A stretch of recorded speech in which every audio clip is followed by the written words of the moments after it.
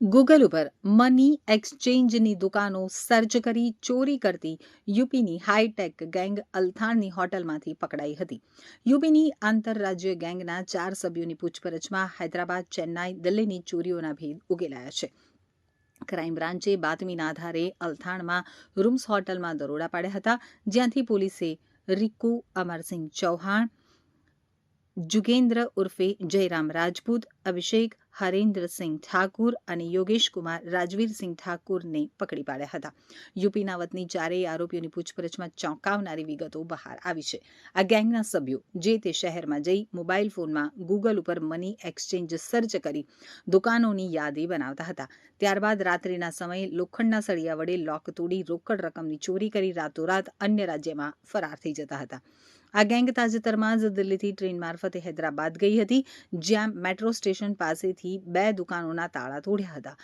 ત્યાંથી તેઓ ચેન્નાઈ પહોંચ્યા હતા અને ગત 7 જાન્યુઆરીએ JSM ફોરેન્સિક્સ નામની ઓફિસમાંથી રોકડની ચોરી કરી હતી.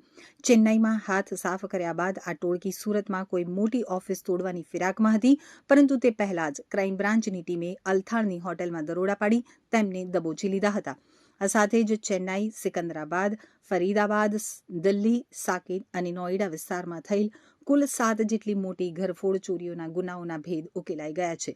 4 પૈકી રિંકુ સિંહ 11, જુગેન્દ્ર 2 અને અભિષેક 1 ગુનાનો ઇતિહાસ ધરાવે છે. કે યુપીની એક ગેંગ છે જે આખા ભારત શહેરમાં અલગ અલગ રાજ્યોમાં જે રાજ્યના મુખ્ય શહેરો હોય એમાં મની એક્સચેન્જની દુકાનોને ટાર્ગેટ કરી ઘરફોડ કરીને જતી રહે છે.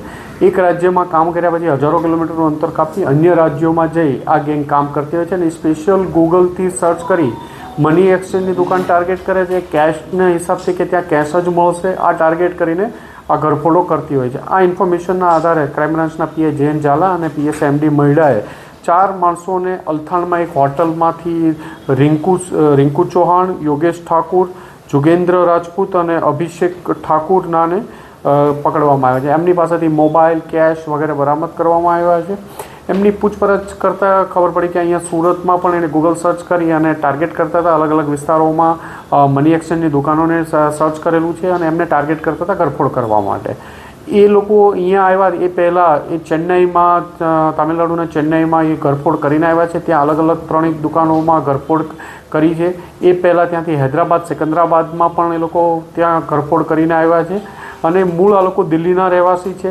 રિંકુસિંહ ઉપર 10થી વધુ ઓફેન્સ દાખલ થયેલા છે અને અન્ય બીજા આરોપીઓ જે છે એમના ઉપર પણ ઓફેન્સ, જોગેન્દ્ર ઉપર 2 ઓફેન્સ છે, અભિષેક ઉપર 1 છે. ગાઝિયાબાદ, અલગ અલગ રાજ્યોમાં ગુના દાખલ થયેલા છે અને અત્યારે પણ એણે દિલ્હીની આસપાસ ગાઝિયાબાદ, ઉત્તર પ્રદેશ, સિકંદરાબાદ, હૈદરાબાદ, તેલંગાણા અને તામિલનાડુ, ગુજરાત વગેરે જગ્યાએ અલગ અલગ જગ્યાએ ઘરફોડ કર્યાનું કબૂલ્યું છે. આ લોકોની પૂછપરછ કરી વધુ તપાસ આ લોકોની ચાલુ છે. મની એક્સચેન્જની દુકાનમાં એમને સૌથી પહેલાં કેશ મળી જવાની શક્યતા હોય છે, એટલે કેશને ટાર્ગેટ કરીને એ લોકો પ્રયત્ન કરતા હોય છે.